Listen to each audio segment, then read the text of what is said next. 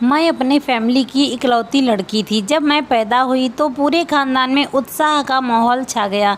सब कहने लगे कि घर में लक्ष्मी आई है। अब तक हमारे घर में सारे लड़के ही थे, कोई भी लड़की पैदा नहीं हुई थी और मैं अपने खानदान की पहली लड़की थी। मेरा नाम मेरी माँ ने शीतल रखा। जैसे ही मैं होशियार हुई, सब लोग मेरे पास आकर मेरी शादी की बातें करते थे। मुझे भी उनकी बातें बहुत अच्छी लगती थीं। जो भी आता मेरे लिए गुड्डे और गुड़िया लेकर आता और मैं उत्सुकता में आकर उनकी शादियां कराया करती थी। मेरी दादी हर गुड़िया का नाम शीतल रखती और खुशी खुशी मेरी गुड़िया गुड्डे की शादी में झूम झूम कर नाचती। इसी तरह मैं हंसी खुशी के माहौल में वक्त का पता ही नहीं चला कि वो कब पंख लगाकर उड़ गया और मैं जवानी की दहलीज पर आ गई। जवान होते होते मेरे खानदान में चर्चे होने लगे कि अब शीतल की शादी बड़े ही धूमधाम से करी जाएगी। मेरा बचपन से बड़ा अरमान था कि मेरी शादी गांव में हो, क्योंकि शहर की ज़िंदगी से मैं बोर हो गई थी। असल में मेरे घर में कोई लड़की तो नहीं थी और स्कूल कॉलेज में भी मेरी कोई सहेली दोस्त नहीं बनी, क्योंकि मुझे लड़कियों से दोस्ती करने की आदत ही नहीं थी, क्योंकि मेरे बचपन में कोई भी लड़की मेरे पास नहीं थी। सारे मेरे कजन्स लड़के ही थे और मैं घर में पड़ी अकेले अकेले बोर होने लगती थी। शहर की हवा तो आप सबको पता ही है। शहर क्या है, बिल्डिंग का एक जंगल है। और मैं कहानियाँ भी बहुत पढ़ती थी, तो मेरा ज़हन ऐसा बन गया था कि मैं चाहती थी कि मेरी शादी गांव में हो जाए, ताकि गांव की खुली हवा में रहकर मैं अपनी ज़िंदगी को सुकून से जी सकूं। और हाँ, एक और सपना था कि मेरी कोई ना कोई ऐसी हो जिसकी शादी ना हुई हो, ताकि मैं शादी के बाद कम से कम एक दोस्त बना सकूं। मुझे अपनी शादी के इतने अरमान थे। मैं हमेशा से यही चाहती थी, मैं अपने पति के साथ यहाँ जाऊँगी, वहाँ जाऊँगी, ये करूँगी, वो करूँगी। और बहुत सारे तो ऐसे अरमान थे जो मैं आपको बता भी नहीं सकती। धीरे धीरे मेरी शादी की बात चली और एक बहुत ही अच्छा रिश्ता हमारी नज़र में आ गया। मेरी दादी ने जाकर देखभाल की। मेरे भाइयों और पिताजी ने उस रिश्ते की पूछताछ की। सब कुछ समझ में आ जाने के बाद मेरी शादी के बंधन में बंधने का टाइम आ गया और जैसा मेरा अरमान था कि मेरी शादी गांव में हो, वो पूरा हो गया। और आखिरकार वो दिन भी आ गया जब मैं दुल्हन बनकर शहर से गांव की तरफ आ गई। शादी के कुछ दिन तो बहुत अच्छे गुजरे। हर दिन एक नया उत्साह मेरे अंदर रहता था। रोज़ ही लगता था कि आज कुछ नया करने को मिलेंगे, कहीं नई जगह घूमने को मिलेंगे, नया खाने को मिलेगा। और इसी तरह महीने 2 महीने पता ही नहीं चला। धीरे धीरे मैं उस परिवार के साथ घुल मिल गई। लेकिन जैसे जैसे हमें घुलती हुई तो मुझे लगता है कि ये तो बहुत ही अजीब परिवार है। हालांकि बाकी सब कुछ तो ठीक है था, लेकिन उसके बाद भी घर के अंदर कुछ ऐसी घटनाएं होती थी जिससे कि मैं हैरान हो जाती थी। मेरी शादी गाँव में हुई थी। जब से मेरी शादी हुई थी मेरी ज़िंदगी में अजीबोगरीब हादसे हो रहे थे। पहला तो ये कि मेरा पति शादी के बाद ही विदेश कमाने के लिए चला गया। अब यहाँ मेरी पहचान वाला, मुझे सहारा देने वाला कोई नहीं था, इसलिए मैं अपनी मदद अपने आप ही कर रही थी। एक रात की बात है, मैं अकेली अपने कमरे में सोने की तैयारी कर रही थी कि मुझे बाहर से किसी के कदमों की आवाज़ आई। आवाज़ इतनी तेज़ थी कि मेरे दिल में डर सा बैठ गया। उसके बाद मुझे बिल्कुल भी नींद नहीं आ रही थी। मेरा दिल ज़ोर ज़ोर से धड़क रहा था। सुबह तक मुझे नींद नहीं आई। बाद में ना जाने मेरी आंख कब लग गई। अभी मुझे सोए हुए 1 घंटा ही हुआ था कि मेरी सासू माँ ने मेरा दरवाज़ा खटखटाया और कहा, बहू क्या अभी तक सो रही हो? उनकी आवाज़ सुनकर मैं चौंक गई, क्योंकि मुझे अभी 1 घंटा ही हुआ था सोए हुए। मैं अपनी आंखें मलती हुई बाहर आई और मेरी आंखें लाल थी। मेरी आंखों को देखकर मेरी सासू माँ हैरान हो गई। क्या हुआ बेटी, सब ठीक तो है? मैंने रात की सारी बात सासू माँ को बताई कि रात को किसी के कदमों की आवाज़ सुनकर मैं डर गई थी। बेटी, ये घर ही इतना बड़ा है कि अच्छा भला इंसान भी डर जाए। तुम ऐसा करना, कल से अपनी ननद के कमरे में उसके साथ ही सो जाना। आखिर वो तेरी बहन जैसी ही तो है। मुझे सास की ये बात बहुत अजीब लगी, क्योंकि वो अपनी बेटी को बेटी के बदले नंद कह रही थी। इस पर मैंने उससे कहा, ठीक है माँ जी, मैं कल से टीना दीदी के कमरे में सो जाऊंगी। फिर मैं नाश्ता बनाने लग गई। अभी तक टीना सोई हुई थी। फिर हमने उसे उठाया और हम सब ने मिलकर एक साथ नाश्ता किया। इसके बाद मेरी नंद कॉलेज चली गई और मैं दिन भर यही सोचती रही कि रात भर किस चीज़ की आवाज़ें आ रही थीं, लेकिन मैंने इस बात का जिक्र किसी से भी नहीं किया। शाम हुई तो मैं ये बातें भूल गई, लेकिन सोने से पहले याद आया, माँ जी ने मुझे टीना दीदी के कमरे में सोने के लिए कहा था। मैंने उनका दरवाज़ा खटखटाया। उसने दरवाज़ा खोला और बोली, भाभी सब ठीक तो है? मैंने कहा, माँ जी ने कहा था कि मैं तुम्हारे कमरे में सो जाऊं। टीना बोली, भाभी मैं आपको अपने कमरे में नहीं सुला सकती, क्योंकि मैं रात भर पढ़ाई करती हूँ तो लाइट सारी रात जलती रहती हैं, इसलिए आपको नींद नहीं आएगी। टीना की बात सुनकर मैं उसका हाथ पकड़कर बोली, कोई बात नहीं दीदी, मुझे नींद आ जाएगी। मैं हर माहौल में सो जाऊंगी, क्योंकि मुझे अपने कमरे में डर लग रहा है। मैं आपको यहाँ कोई परेशानी नहीं होने दूंगी। मेरी बात सुनकर टीना ने मुंह बना लिया। ठीक है भाभी, कल से आप मेरे कमरे में सो जाना। मैंने कहा, नहीं, मैं आज से ही आपके कमरे में सोऊंगी। कल रात तो मैंने अजीब सी आवाज़ें बाहर वाले आंगन में सुनी थी, इसलिए डर की वजह से मैं अपने कमरे में नहीं सो रही हूँ। मैं वादा करती हूँ कि मैं आपको किसी भी किस्म की तकलीफ़ नहीं होने दूँगी। ये कहकर मैं अपने कमरे में चली गई ताकि अपना बिस्तर और कंबल ले आऊँ। वापस आए तो टीना अपना कमरा बंद कर चुकी थी। मुझे बहुत बुरा लगा। मैं वापस अपने कमरे में आकर सो गई। रात भर वही होता रहा। अजीब सी आवाज़ें मेरा दिल दहलाकर रख देती।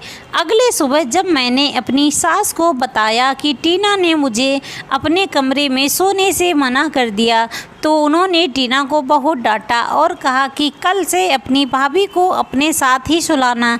मुझे कोई शिकायत नहीं मिलनी चाहिए। अब टीना के पास कोई बहाना नहीं था। जैसे ही रात हुई, मैंने उसके कमरे में अपनी जगह बना ली और कंबल लेकर सो गई। रात का पता नहीं कौन सा पहर था कि टीना को प्यास लग गई। उसने मुझे जगाया और कहा कि भाभी बाहर जाकर ज़रा मुझे पानी ला दो, मुझे बहुत तेज प्यास लग रही है, मुझे बहुत घुटन महसूस हो रही है।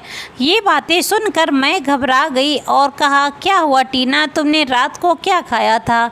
वो बोली, तुम जाओ, जाकर मेरे लिए पानी लेकर आओ। मैं शर्मिंदा होकर उठी और पानी लेने के लिए दरवाजे से बाहर निकल गई। मैंने देखा कि टीना मेरी तरफ गुस्से से भरी नज़रों से घूर रही थी। मैं पानी लेने के लिए चली गई, पर जब मैं वापस आई तो दरवाज़ा अंदर से बंद था। मैं हैरान रह गई। उसने दरवाज़ा अंदर से लॉक कर लिया था। मैंने दरवाज़ा खटखटाया पर उसने दरवाज़ा नहीं खोला। मेरी डर की वजह से जान निकल गई।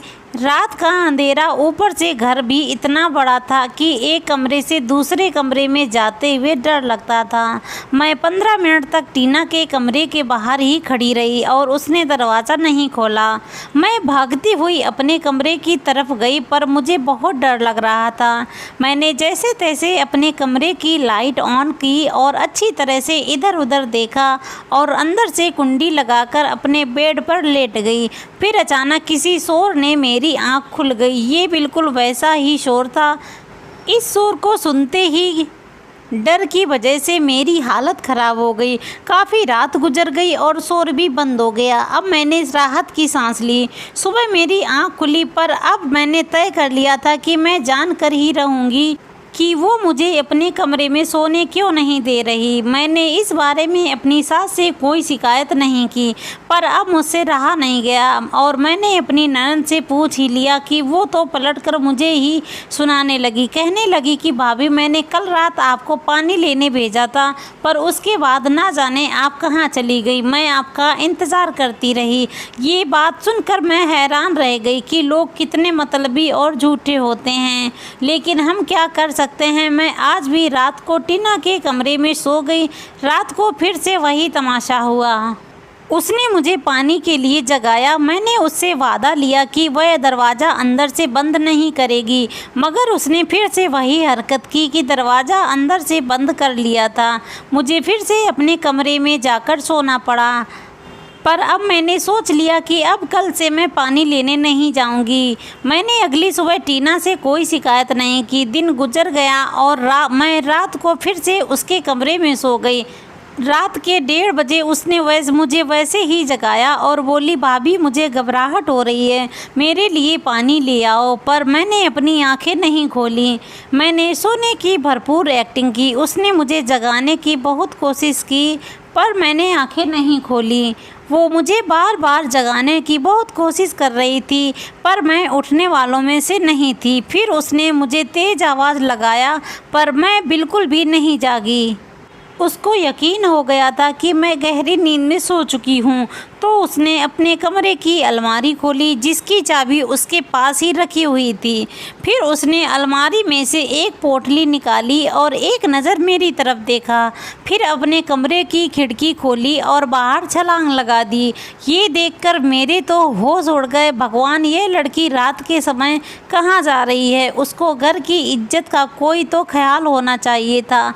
एक बार तो मेरे दिल ने कहा कि मैं जाकर अपनी सासू माँ को बता दूँ कि टीना आधी रात को किसी से मिलने जा रही है। फिर मैंने सोचा कि इसमें हम सब की बदनामी होगी। फिर मैंने सोचा कि पहले मैं खुद ही टीना को समझा कर देखूंगी। मैं बिस्तर पर लेटी हुई थी और खिड़की खुली हुई थी। फिर से वही आवाज़ें आईं। मैंने उठकर खिड़की भी बंद नहीं की थी। मैं बहुत डर गई थी। मैं चुपचाप लेटी रही। देखा तो टीना कमरे की खिड़की से दोबारा वापस अंदर आ रही थी। उसने खिड़की और अलमारी बंद कर दी और अलमारी की चाबी अपने पास ही रख ली। मैं तो हैरत के साथ उसकी तरफ देखती रह गई थी, लेकिन यह तो बड़ी बहादुर निकली। अब मुझे समझ आया कि टीना मुझे रात को पानी के बहाने कमरे से बाहर क्यों भेजती थी। फिर मुझे एक आइडिया आया कि अगले दिन टीना के कमरे में सोने से पहले मैं उसको सख्ती से मना कर दूंगी कि आधी रात को मुझे पानी के लिए मत जगाया करो, मेरी नींद खराब होती है। इसलिए मैं आज पहले ही जग में पानी भरकर लेकर आई और टेबल पर रख दिया। अब उसके पास कोई बहाना नहीं था कि वह मुझे रात को जगाए। रात के उस पहर वह बिस्तर से उठी और अलमारी में झांकने लगी। मैं सोने का ड्रामा कर रही थी, उसने वैसे ही किया। खिड़की खोली और बाहर छलांग लगा दी। मैं हैरानी से देख रही थी। अब मुझसे सब्र नहीं हो रहा था, इसलिए मैं भी बेड से उठी और टीना की तरफ मैंने भी खिड़की से बाहर छलांग लगा दी। खिड़की ज़्यादा ऊंचाई पर नहीं थी। ये खिड़की घर के पिछवाड़े में खुलती थी। टीना तो तेज़ रफ्तार से चल रही थी, मैं भी उसके पीछे पीछे चल रही थी, पर मुझे बहुत डर लग रहा था। मैंने सोचा कि मेरी ननद इतनी बहादुर और दिलेर कैसे है। फिर मुझे किस बात का डर, जब मैं तो सच की तलाश के लिए उसके पीछे जा रही थी। थोड़ी देर बाद टीना ने मुड़कर देखा, पर भगवान का शुक्र है कि उसकी नज़र मुझ पर नहीं पड़ी। यह एक पुराना खंडहर सा शायद कोई कब्रिस्तान था और टीना वहां अंदर चली गई और जाकर ना जाने क्यों वो ज़मीन पर बैठकर मिट्टी खोदने लग गई। उसे ऐसा करता देख मैं तो उल्टे पैर वापस मोड़ के घर आ गई। फिर मैंने सोचा टीना को कैसे काबू किया जाए। फिर बैठे बैठे मेरे दिमाग में एक और आइडिया आया। मैंने टीना से सारी हकीकत जानना चाहिए थी। घर के बाकी सारे दरवाजे बंद होते थे, इसलिए टीना के आने जाने का रास्ता वो खिड़की ही थी। मैंने उस खिड़की को अंदर से बंद कर दिया और खुद उसके पास बैठ गई। मैंने टीना के आने का इंतज़ार किया।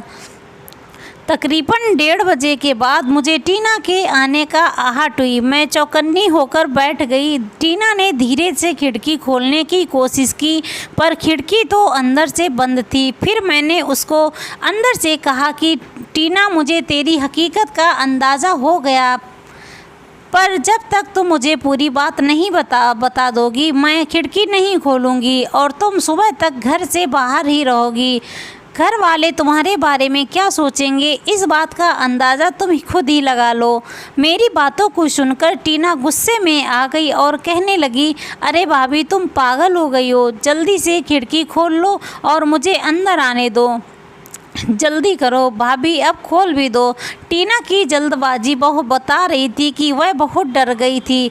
मैंने साफ साफ मना कर दिया कि जब तक तुम मुझे पूरा सच नहीं बताओगी मैं खिड़की नहीं खोलूँगी। फिर वो बोली, भाभी एक बार खिड़की खोल दो तो मैं अंदर आकर आपको सारी बात बताती हूँ। अब वो मुझे से मिन्नतें करने लगी। फिर मैंने उसको अपनी कसम देकर खिड़की खोल दी और कहा कि सारी बात सच सच बताना।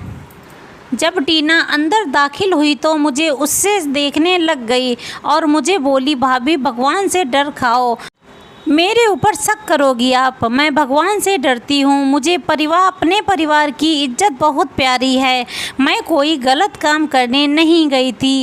यह कहते हुए टीना अलमारी की तरफ बढ़ी। जो पोटली उसके हाथ में थी वो देखने के लिए मैंने उसके हाथों से वह पोटली छीन ली और कहा कि पहले मुझे ये सारी बात बताओ, नहीं तो मैं माँ जी को सब कुछ सच बता दूँगी। मेरी धमकी देने से तो वो बहुत डर गई। अच्छा बैठो भाभी, मैं आपको सारी बात बताती हूँ। ये कहानी उस वक्त शुरू हुई जब मेडिकल कॉलेज में मेरा पहला दिन था। वहाँ कुछ लड़कों ने मुझे तंग करने की कोशिश की तो मैं बहुत ज़्यादा डर गई थी। बस यही मासूमियत जमींदार के बेटे को पसंद आ गई और वो मेरे पीछे ही पड़ गया। मैंने उससे जान छुड़वाने की बहुत कोशिश की पर वो नहीं माना। एक दिन मैं उससे मिन्नतें करने लग गई कि वो भगवान के वास्ते मेरा पीछा छोड़ दे, मुझे अपने घर की इज्जत का बहुत ख्याल है। इसलिए वो नहीं माना और कहने लगा कि मैं पीछा छोड़ दूंगा, लेकिन इससे पहले मेरे साथ एक मुलाकात करनी होगी ताकि वह मुझे अपनी मोहब्बत का इजहार कर सके। उसने कहा, अगर मैं अच्छा नहीं लगा तो मुझे मना कर देना, फिर मैं दोबारा कभी तुम्हें परेशान नहीं करूँगा। मैं उसकी बात मान गई और उसने जहाँ बुलाया मैं वहाँ चली गई। वो काफ़ी बढ़िया होटल था जहाँ 50-100 लोग अक्सर बैठे रहते थे, इसलिए डरने वाली कोई बात नहीं थी। मैं भी बेफिक्र होकर चली गई। उसने दूसरी मंजिल पर बुलाया क्योंकि पहले फ्लोर पर बहुत ज़्यादा भीड़ थी। जब मैं ऊपर गई तो देखा कि पूरा हॉल खाली पड़ा था। मुझे डर सा महसूस हुआ।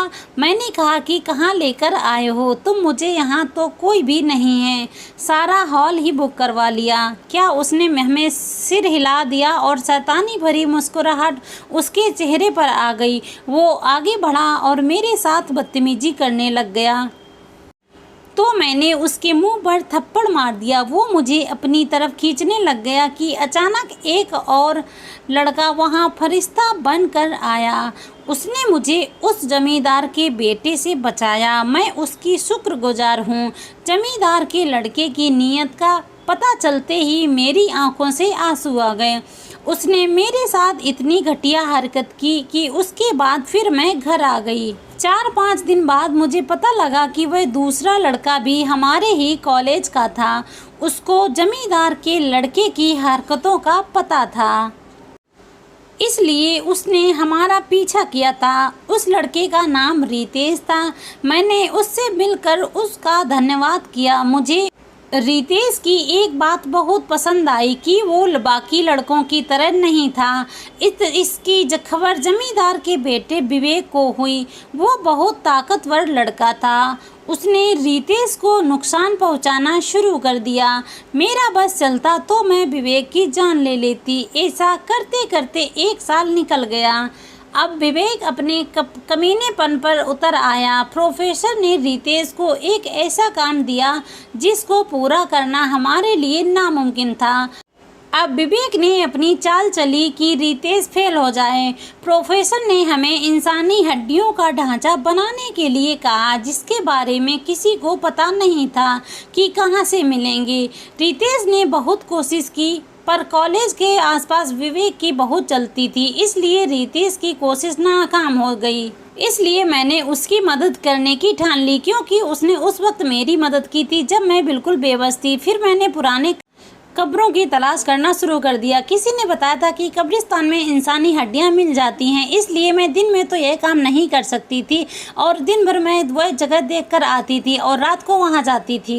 आज कुछ आखिरी चीजें रह गई थी जो मुझे पूरी करनी थी। अभी सारा कुछ पूरा हो गया था। उसने खुशी के साथ मुझे अपनी बोतली खोलकर दिखाई तो मैं भी देखकर हैरान रह गई और हम दोनों अपने बिस्तर पर लेट गए। उसने मुझसे वादा लिया कि मैं ये बात किसी को नहीं बताऊंगी। अपनी ननद की पढ़ाई पूरी होने के बाद मैंने अपनी कोशिशों से उसकी शादी रितेश के साथ करवा दी, क्योंकि जो लोग सच्ची मोहब्बत करते हैं उनके रास्ते में नहीं आना चाहिए। मेरी इस कोशिश से मेरे पति ने भी मेरा पूरा साथ दिया और हमने मिलकर दोनों की शादी करवा दी। रितेश और टीना अपनी जिंदगी में आज बहुत खुश हैं।